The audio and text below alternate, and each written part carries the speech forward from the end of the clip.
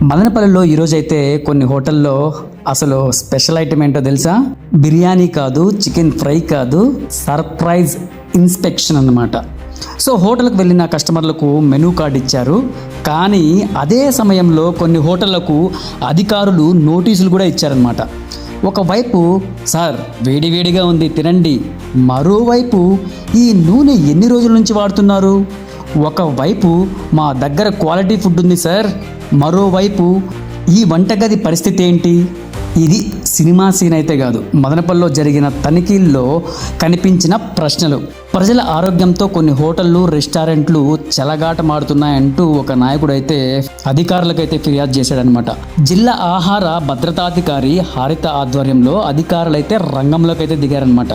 మదనపల్లిలోని పలు హోటల్లో, రెస్టారెంట్లో ఆకస్మిక తనిఖీలు అయితే నిర్వహించారు. తనిఖీల్లో కొన్ని చోట్ల పదే పదే వాడుతున్న వంట నూనె, ఆహారం ఎక్కువ రోజులు నిల్వండేందుకు కొన్ని రసాయన పదార్థాల వినియోగం, పరిశుభ్రతలో లోపం, అపరిశుభ్రమైన వంటశాలలు వంటి ఉల్లంఘనలను అధికారులైతే పక్కా గుర్తించారనమాట. దీంతో సంబంధిత హోటళ్ళకైతే నోటీసులు అయితే జారీ చేసి జరిమానాలు కూడా విధించారనమాట. సో మొత్తానికి నేను చెప్పేది చివరిగా ఒక మాట, హోటల్లో అన్లిమిటెడ్ మీల్స్ ఉండొచ్చు, కానీ అన్లిమిటెడ్గా అదే నూనె మాత్రం అస్సలు ఉండకూడదు. రుచి 5 నిమిషాలు మాత్రమే, ఆరోగ్యం జీవితాంతం.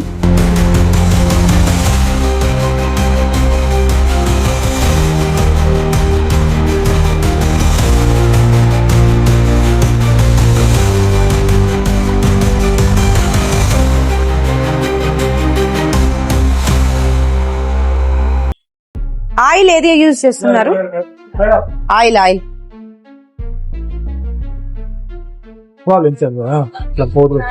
ఇదేంటండి ఆయిల్?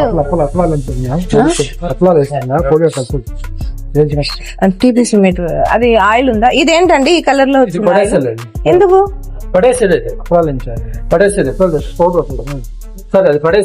పడేసేయండి? ఇప్పుడే పడేసేయండి. ఇలా మూతలు ఎందుకు పెట్టలేదండి? ఇప్పుడు చెప్పేదినండి, మూతలు గనక పెట్టకపోతే ఏదైనా అన్ఎక్స్పెక్టెడ్ గా బల్లి పడినా, కాక్రోచ్ పడినా అది కంప్లీట్ గా మీ బాధ్యతే వహిస్తుంది. ఇప్పుడే తీసినట్టు హోటల్ ని కూడా సీజ్ చేయాల్సి ఉంటుంది. కాబట్టి ఇలా ఉంది సార్, మీరు పెనాల్టీ వేద్దాము. ఇక్కడైతే ఇదంతా గలీజ్ గా ఉందండి, మీరు ఎందుకు క్లీన్ చేసుకోలేదు? ఇక్కడ చూడండి, ఫంగస్ కూడా ఫామ్ అయింది. క్లీన్ చేయాలమ్మా, ఇదంతా క్లీన్ చేసి పెట్టుకోవాలా? లోపల చూడండి. లేదు అవన్నీ పడేసేదేమో, పడేసేస్తాను. మరి ఎందుకు పడేయలేదు?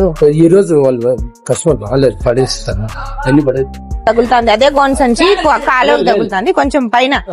ఇవన్నీ కూడా నీట్ గా పెట్టుకుంటే మళ్ళీ మీరు కింద నుంచి అదే మేము food safety department and municipality department తరఫున కంబైన్డ్ గా ఇవాళ అయితే తనిఖీలు నిర్వహించడం జరిగింది.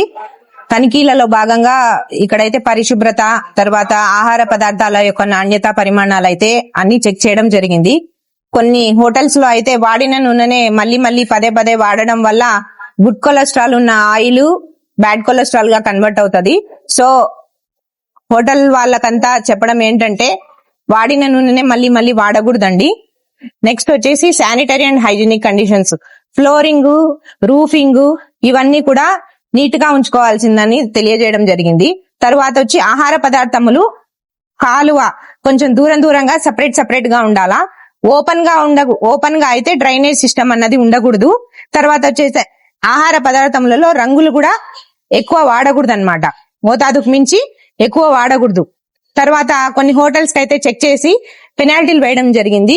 తర్వాత నోటీసులు కూడా ఇచ్చాము. ఇక మీదట హోటల్స్ మరియు చిన్న డాబాలు, షాపులు అన్ని కూడా తనిఖీలు నిర్వహించడం జరుగుతుంది. కాబట్టి తర్వాత శాంపుల్స్ కూడా సేకరించడం జరుగుతుంది. శాంపుల్స్ సేకరించి మేము ఆహార పదార్థాల యొక్క ల్యాబొరేటరీ ఉంటది, నాణ్యత పరిమాణాలన్నీ చెక్ చేసి ల్యాబ్ కు పంపిస్తాము. ల్యాబ్ లో గనక మోతాదుకు మించి ఏదైనా టేస్టింగ్ సాల్ట్ గాని, రంగులు గాని, తర్వాత వాడకొని పదార్థాలు పసుపులో గాని, ధనియాల పొడిలో గాని ఏవైనా ఉన్నట్లు మా దృష్టికి వచ్చిన ల్యాబ్ లో రిపోర్ట్స్ ఆధారితంగా మేము చర్యలు తీసుకోవడం జరుగుతుంది. సో ఇప్పుడు ఆయిల్ విషయానికి వస్తే ఈ హోటల్ వాళ్ళంతా ఒక కన్ఫ్యూజన్ లో ఉంటారు. దానికి FSSAI నుంచి మేము రీయూజ్డ్ కుకింగ్ ఆయిల్ అన్న ఇనిషియేటివ్ ని తీసుకొని వచ్చామండి. సో ఆ రూకో అని అంటారనమాట. దానికి మాకు మీ దగ్గర వేస్ట్ ఆయిల్ గనక కలెక్ట్ అయినట్లయితే నేరుగా మా నంబర్ కి ఫోన్ చేయండి. ఫోన్ చేసినట్లయితే మా ఆఫీస్ కి జిల్లా ఆహారం పదార్థాల శాఖ సెరికల్చర్ ఆఫీస్ లో ఉంటది. ఆఫీస్ కి వచ్చి మీరు గనక మేడం ఇలా హోటల్ యాజమాన్యాలము మా దగ్గర వేస్ట్ ఆయిల్ ఉందని ఎవరైనా చెప్పినట్లయితే వాళ్ళ దగ్గరికి మా డిపార్ట్మెంట్ వాళ్ళు వచ్చి క్యాన్లు పెట్టి వాళ్ళకి డబ్బులు చెల్లించి లీటర్ కి ఒక 30 రూపీస్ నుంచి 40 రూపీస్ వరకు మీకే చెల్లించి ఆయిల్ ని కలెక్ట్ చేసుకొని బయోడీజిల్ గా కూడా కన్వర్ట్ చేయడానికి FSSAI నుంచి ఇనిషియేటివ్స్ వచ్చాయి.